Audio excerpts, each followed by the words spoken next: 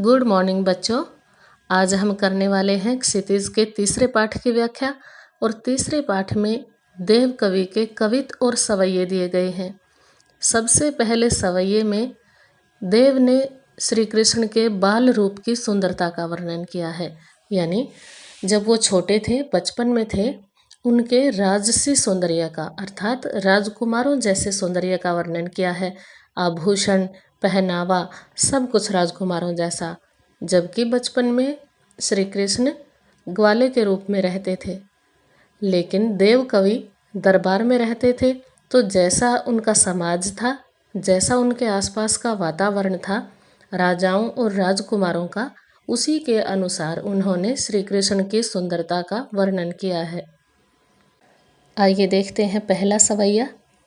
पायनी नूपुर मंजू बजे। पायनी का अर्थ होता है पैरों में, नूपुर होती है पायल, मंजू का अर्थ है सुंदर, बजें बजती हैं। कान्हा के पैरों में सुंदर पायल बज रही है। कटी किंकिनी कै धुनी की मधुराई।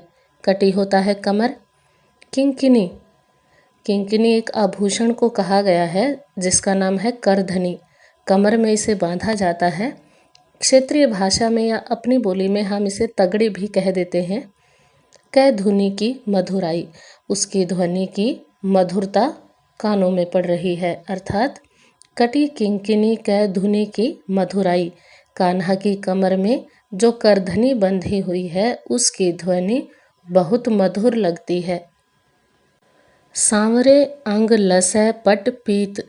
सांवरे मतलब सांवले, अंग शरीर यानी अंगों पर, लसै, लसै का अर्थ होता है सुशोभित होना या सुंदर लगना। पट होता है वस्त्र और पीत कहा जाता है पीले रंग को। सांवरे अंग लसै पट पीत, कान्हा के सांवले अंगों पर या सांवले शरीर पर पीले वस्त्र बहुत सुंदर लग रहे हैं। हिये हुलसै वनमाल सुहाई। हिये मतलब हृदय पर या छाती पर। हुलसै आनंदित, हुलसै का मतलब होता है खुश या आनंदित। वनमाल वन के फूलों की माला। सुहाई सुशोभित हो रही है या सुंदर लग रही है। तो पूरी पंक्ति का अर्थ क्या हुआ? हिये हुलसै वनमाल सुहाई। श्री कृष्ण के, कान्हा जी के आनंदित हृदय पर वन के फूलों की माला बहुत सुंदर लग रही है। माथे किरीट, किरीट होता है मुकुट। कान्हा जी के माथे पर मुकुट बहुत सुंदर लग रहा है। और बड़े दृग चंचल, दृग होता है नेत्र या आँख। कान्हा जी के बड़े बड़े चंचल नेत्र हैं, उनकी आँखें बहुत ही चंचल हैं, एक जगह पर टिकती नहीं है। मंद हंसी मतलब मंद मंद मुस्कुराना। मुख चंद, मुख रूपी चंद्रमा पर। जुन्हाई होता है चांदनी। मंद हंसी मुख चंद जुन्हाई, कान्हा जी के चंद्रमा जैसे मुख पर मंद मंद मुस्कान चांदनी के जैसी लगती है। जय जग मंदिर दीपक सुंदर। जय मतलब यहाँ पे वो कान्हा जी की जय जयकार कर रहे हैं। जय, जग होता है संसार, मंदिर, जग मंदिर का अर्थ है संसार रूपी मंदिर।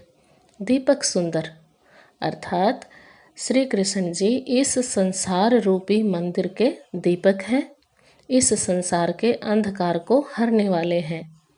श्री ब्रज दूल्ह देव सहाई। श्री ब्रज दूल्ह, ब्रज दूल्हे का अर्थ है ब्रज के दूल्हे अर्थात कान्हा जी। सहाई सबके सहायक हों।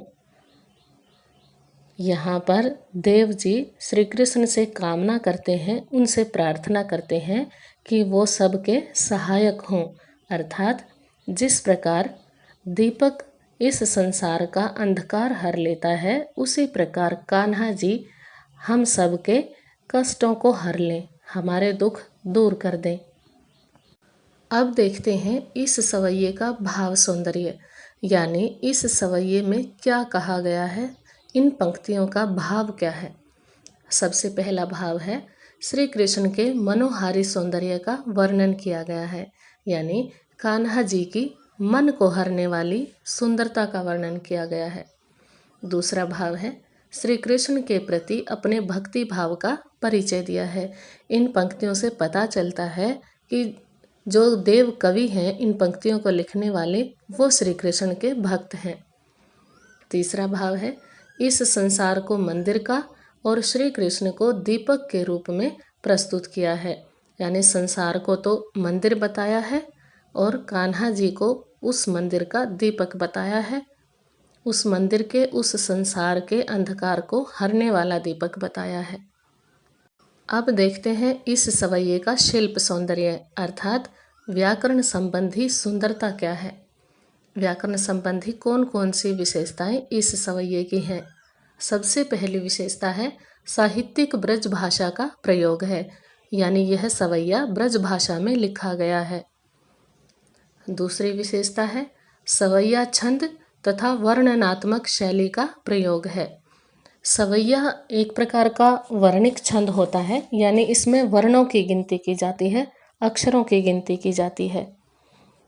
इसे व्रत भी कहा जाता है। इसमें 4 पद होते हैं, चारों पदों में यानी चारों चरणों में समान मात्राएं होती हैं। प्रत्येक चरण में 22 से लेकर 26 तक मात्राएं हो सकती हैं।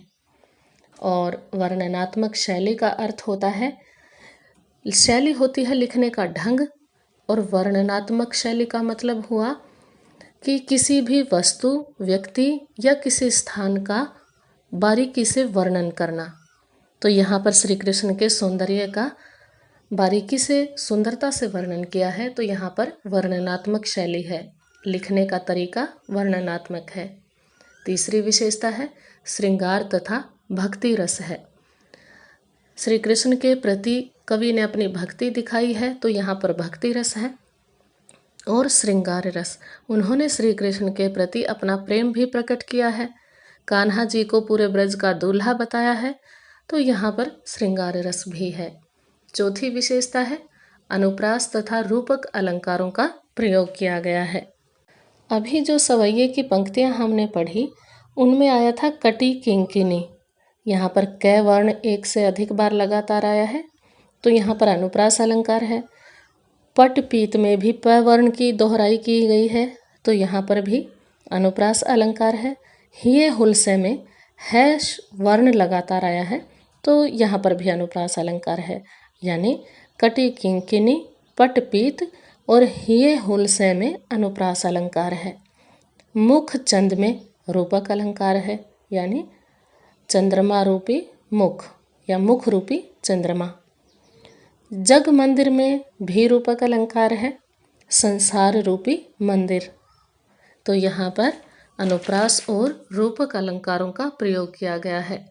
भाषा में गेयता तथा संगीत है, अर्थात इस तरह से इन पंक्तियों को लिखा गया है, वर्णों या मात्राओं को इस तरह से प्रयोग किया गया है कि उसको गाया जा सकता है, संगीत पर आधारित है। दूसरे और तीसरे कवित्व में वसंत ऋतु का वर्णन किया गया है। वसंत ऋतु को एक बालक की तरह दिखाया है, उसको बालक के रूप में, मनुष्य के रूप में प्रस्तुत किया है। आइए देखते हैं क्या कहा है कवि ने वसंत ऋतु के बारे में। डार द्रुम पलना बिछोना नव पल्लव के। डार होता है डाली, द्रुम का अर्थ होता है पेड़, पलना अर्थात पालना, जिसमें छोटे बच्चे को झुलाया जाता है, सुलाया जाता है।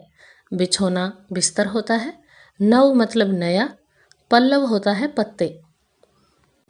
इस पंक्ति का अर्थ हुआ कि वसंत रूपी बालक के लिए पेड़ों की डालियाँ पालना बन गई हैं और जो नए नए कोमल पत्ते हैं वो बिछोने बन गए हैं, यानी वसंत रूपी बालक का बिस्तर बन गए हैं, पालने में बिछ गए हैं। सुमन झिंगूला सोहे तन छवि भारी दे। सुमन होते हैं फूल, झिंगूला छोटे बच्चे का जो झिंगोला पहनाया जाता है, ढीला ढीला कपड़ा जो पहनाया जाता है, उसे कहते हैं। सोहे सुशोभित होता है, यानी सुंदर लगता है।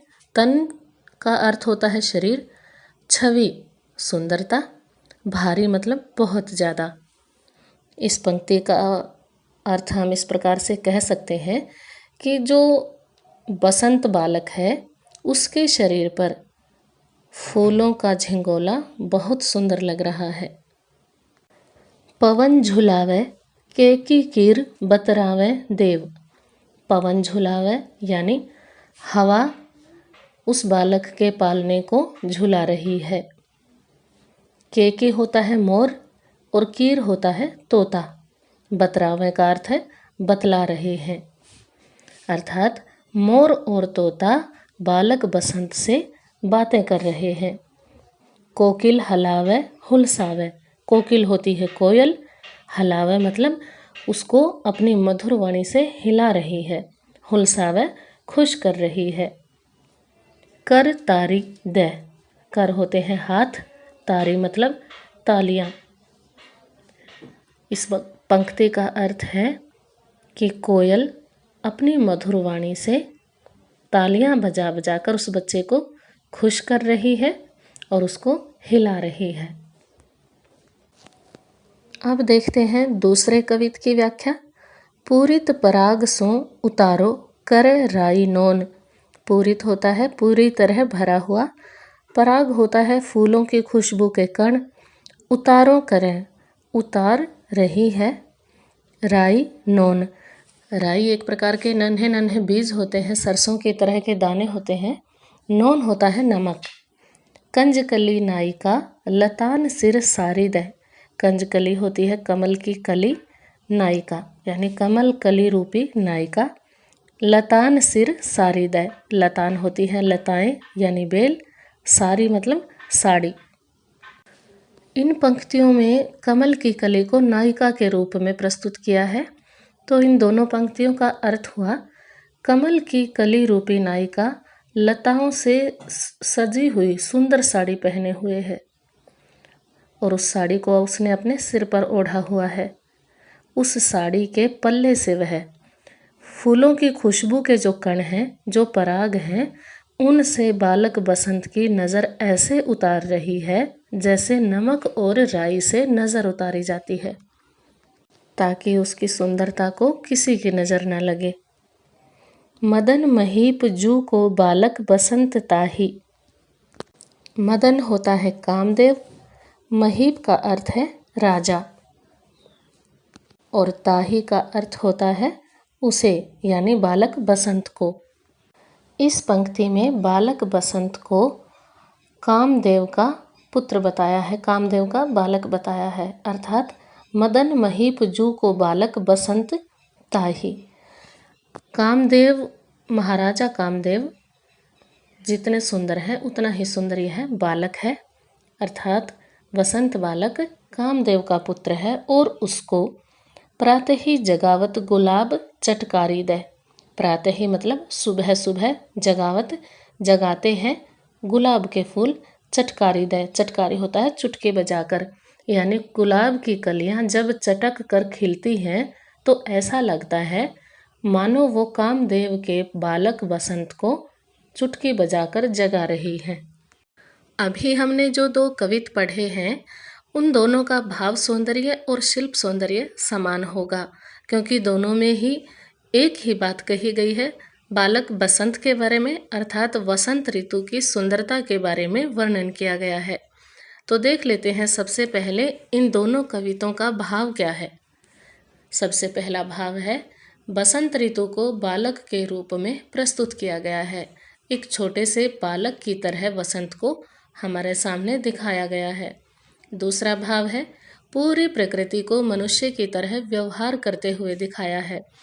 जैसे लताएं हैं, कमल की जो कली है उसको नायिका की तरह दिखाया है। परागकण हैं वो नमक और राई की तरह दिखाए हैं। गुलाब की कलियां चटक रही हैं तो ऐसे लगता है जैसे चुटकी बजा रही हैं। मोर, तोते, कोयल, इन सभी को मनुष्य की तरह व्यवहार करते हुए दिखाया है। अर्थात हम कह सकते हैं कि प्रकृति के सभी अंगों का मानवीकरण किया है। तीसरा भाव है, प्रकृति की सुंदरता का वर्णन किया है। अभी इन दोनों कविताओं में हमने देखा प्रकृति की कितनी मनोहारी सुंदरता इसमें दिखाई है। कोयल की मधुर आवाज़, मोर और तोते की आवाज़, हवा से पेड़ों की डालियों का हिलना, कमल की कली, गुलाबों का चटकना, वसंत ऋतु का आना, ये सब प्रकृति की ही सुंदरता है। और चौथा भाव है कवि का प्रकृति के प्रति प्रेम दिखाई देता है, यानी कवि प्रकृति से, कुदरत से बहुत प्रेम करता है, तभी तो उसने प्रकृति की सुंदरता का वर्णन इन कविताओं में किया है।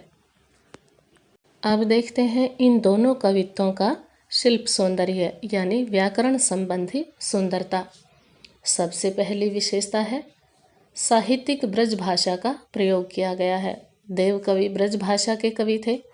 उन्होंने अपने ये कवित और सवैये ब्रज भाषा में लिखे हैं।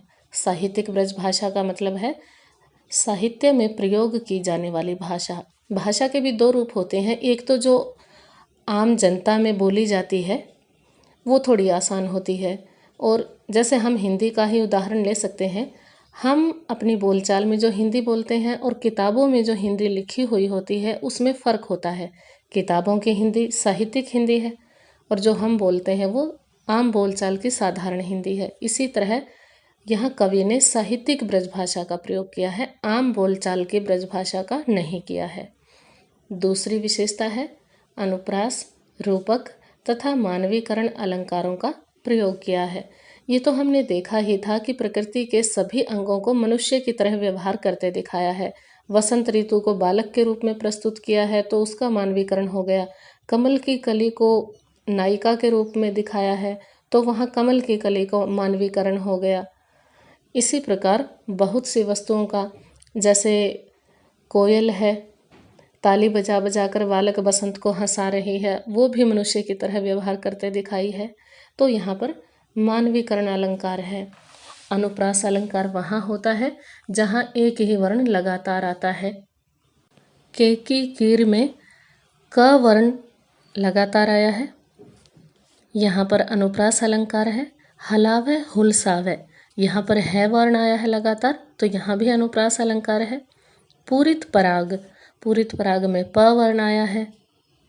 मदन महीप में म वर्ण, बालक बसंत में ब वर्ण, यहाँ पर अनुप्रास अलंकार हुआ।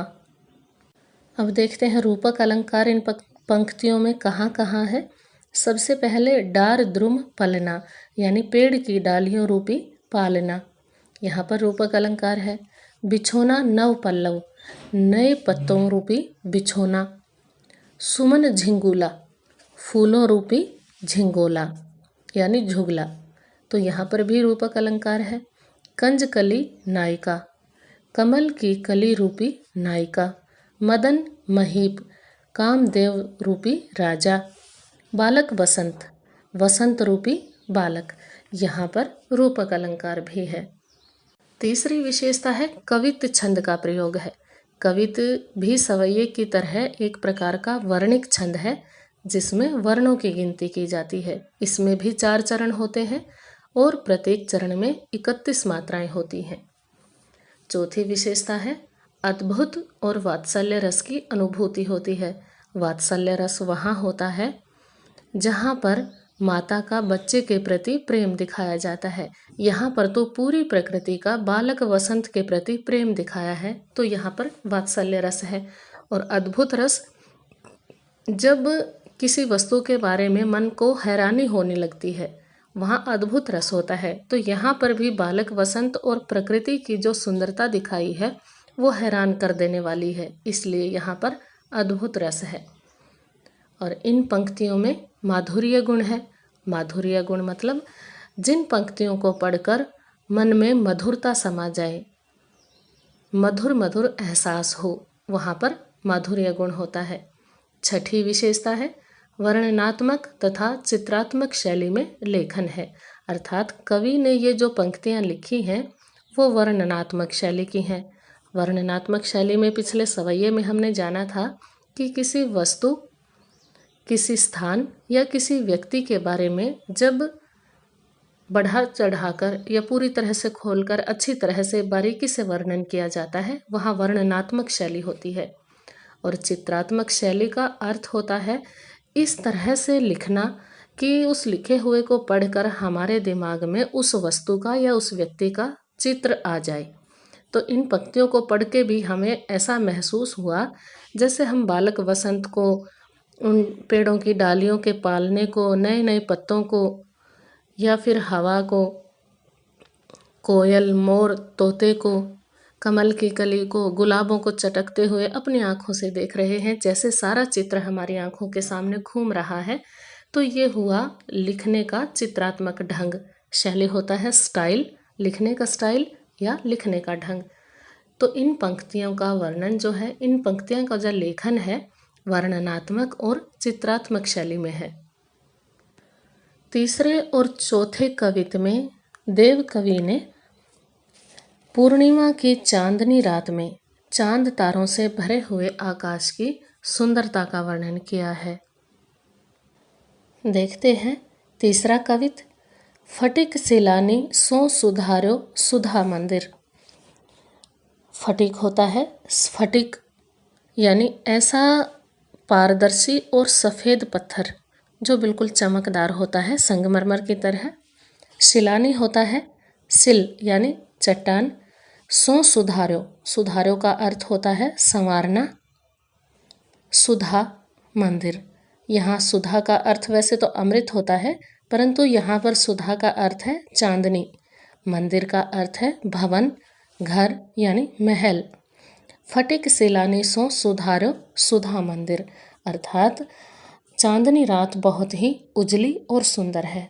और ऐसी चांदनी रात में आकाश को देखकर ऐसा लगता है मानो स्फटिक शिलाओं से यानी संगमरमरी पत्थर से चांदनी का सुंदर महल बना दिया गया है। उदधि दधि कोसो अधिकाई उमगे अमंद। उदधि होता है सागर, दधि का अर्थ है दही, अधिकाई मतलब बहुत अधिक, उमगे होता है उमड़ना, अमंद, मंद का अर्थ होता है धीरे, तो अमंद इसका विपरीत हुआ, अर्थात जो धीरे न हो, और जो धीरे न हो वो होता है तेज। तो इस पंक्ति का अर्थ हुआ कि उस चांदनी को देखकर ऐसे लगता है मानो दही का समुद्र बहुत तेज गति के साथ उमड़ता आ रहा है। बाहर से भीतर लो भीति न दिखाइए देव। बाहर ते भीतर लो, लो का मतलब होता है तक, अर्थात बाहर से भीतर तक। भीति का अर्थ है दीवार, न दिखाइए, दिखाई नहीं दे रही है देव। देव कवि कहते हैं कि वह चांदनी इतनी पारदर्शी है, इतनी ट्रांसपेरेंट है, जैसे उस चांदनी के महल में कोई दीवार नहीं है, बाहर से भीतर आर पार सब कुछ साफ दिखाई देता है। दूध को सो फेन फैलो आंगन फरस बंद। फेन होता है झाग, फैलो फैला हुआ है, आंगन फरस बंद, फरस बंद मतलब फर्श। यहाँ पर कवि कहना चाहते हैं कि चांदनी रूपी जो महल है उसके आंगन का फर्श इतना पारदर्शी, इतना चमकदार और इतना सफ़ेद है, ऐसा लगता है मानो दूध की पारदर्शी झाग फैली हुई हो। अब देखते हैं इस पाठ का अंतिम कवित्त। तारा सी तरुणी तामे ठाडी झिलमिली होती। तारा मतलब सितारे जो आसमान में है, तरुणी, तरुणी का अर्थ होता है युवती, तामे अर्थात उसमें, ठाडी का अर्थ होता है खड़े रहना, खड़े होना यानी खड़ी हुई है, झिलमिली होती, झिलमिला रही है, जगमगा रही है, अर्थात तारों से भरी हुई चांदनी रात इस तरह लग रही है जैसे कोई युवती तारों के वस्त्र पहनकर खड़ी हुई हो, अर्थात सितारों वाले सितारे लगे हुए कपड़े पहनकर खड़ी हो। मोतिन की ज्योति मिलो मलिका को मकरंद। मोतिन की ज्योति मिलो, ज्योति होता है ज्योति, मोतिन मोतियों की, अर्थात चांदनी रात में आकाश में सितारे ऐसे लग रहे हैं मानो मोती अपनी ज्योति से चमक रहे हों, यानी मोतियों की जो ज्योति की चमक होती है ऐसे वो सितारे लग रहे हैं। और जैसे मल्लिका को मकरंद, मल्लिका एक तरह की बेल होती है सफ़ेद फूलों वाली, और मकरंद होता है फूलों की खुशबू। अर्थात मल्लिका के सफ़ेद फूलों की खुशबू फैली हुई है। आरसी से अंबर में आभासी उजारी लगे।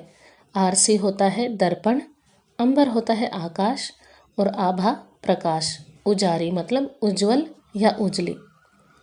अर्थात आकाश दर्पण के समान लग रहा है और उसमें उज्जवल प्रकाश फैला हुआ है। प्यारी राधिका को प्रतिबिंब सो लगत चंद, और उस चांदनी रात के आकाश में जो चांद है वो राधिका के प्रतिबिंब जैसा लग रहा है। अर्थात मानो वो राधा का ही रूप है, राधा की ही छाया है। प्रतिबिंब होता है परछाई, अर्थात वो चमकीला उजला पूरा चांद राधिका की परछाई की तरह लग रहा है। अब इन अंतिम दो कविताओं का भाव और शिल्प सौंदर्य देख लेते हैं। इन दोनों कविताओं का भी भाव सौंदर्य और शिल्प सौंदर्य समान होगा, क्योंकि दोनों ही कविताओं में चांदनी रात के आकाश की सुंदरता का वर्णन है। देख लेते हैं। पहली विशेषता क्या है? पूर्णिमा की चांदनी रात की सुंदरता का वर्णन है। अभी हमने देखा जो सुंदरता थी वो पूर्णिमा की रात की थी, यानी पूरा चांद था, पूरे आकाश में पूरी दुनिया में चांदनी फैली हुई थी। दूसरी विशेषता है प्रकृति के प्रति कवि का प्रेम दिखाई देता है। पिछले कविताओं में भी यही था, इन कविताओं में भी ये प्रकृति की सुंदरता ही तो है जो कवि ने आकाश और चांदनी रात का वर्णन किया है। तीसरी विशेषता है आकाश की मनोहारी सुंदरता का वर्णन किया है, अर्थात आकाश में जो तारे खिले हुए हैं, जो चांदनी फैली हुई है, उन सब की सुंदरता का वर्णन किया है। और चौथी विशेषता अर्थात चौथा भाव है चंद्रमा को राधा की परछाई बताया है, अर्थात चंद्रमा उतना ही सुंदर है जितनी सुंदर राधा है। अब देखते हैं इन कविताओं का शिल्प सौंदर्य, अर्थात शिल्प संबंधी या व्याकरण संबंधी विशेषता। पहली विशेषता है साहित्यिक ब्रज भाषा का प्रयोग किया गया है। पिछले जो कविता और सवैये थे उनमें भी साहित्यिक ब्रज भाषा ही थी। दूसरा है अनुप्रास, रूपक तथा उपमा अलंकारों का प्रयोग किया गया है। अनुप्रास अलंकार वहाँ होता है जहाँ एक ही वर्ण लगातार आता है, या अर्थात एक ही वर्ण की दोहराई होती है। सिलानी सो सुधारो सुधा, यहाँ पर सवर्ण की दोहराई हुई है, सवर्ण की आवृत्ति हुई है, अर्थात सवर्ण लगातार आया है। सिलानी में पहला वर्ण स है, सो में भी, सुधारो में भी पहला वर्ण स है और सुधा में भी, तो यहाँ पर अनुप्रास अलंकार है। फेन फैलो में फै वर्ण की आवृत्ति है। तरुणी तामे, इसमें त वर्ण की आवृत्ति है। तो इन सभी शब्दों में अनुप्रास अलंकार है। दूध को सो फेन, तारासी तरुणी, आरसी से अंबर और आभासी उजारी में उपमा अलंकार है। यहाँ पर सुधा मंदिर अर्थात चांदनी रूपी मंदिर, चांदनी रूपी भवन में रूपक अलंकार है। तीसरी विशेषता है कवित छंद का प्रयोग है। पीछे भी हमने जाना था कवित एक प्रकार का वर्णिक छंद है जिसमें 4 चरण होते हैं और प्रत्येक चरण में 31 मात्राएं होती हैं। चौथी विशेषता है अद्भुत रस की अनुभूति होती है, अर्थात प्रकृति के जिस सौंदर्य का वर्णन किया है, आकाश और चांदनी रात के जिस सौंदर्य का वर्णन किया है वो हैरान कर देने वाला है। पांचवी विशेषता है इन पंक्तियों में प्रसाद गुण है, अर्थात जिन पंक्तियों को पढ़ते ही अर्थ समझ में आ जाता है और एक शांति सी अनुभव होती है, वहाँ पर प्रसाद गुण होता है। छठी विशेषता है वर्णनात्मक तथा चित्रात्मक शैली में लेखन है, अर्थात लिखने का ढंग कैसा है, वर्णनात्मक है और चित्रात्मक है। उम्मीद है कि सभी बच्चों को व्याख्या अच्छे से समझ में आ गई होगी। आप ये व्याख्या ध्यान से सुनिए, समझिए, लिखिए और याद कीजिए। तब तक हम अगले पाठ की तैयार करते हैं वीडियो।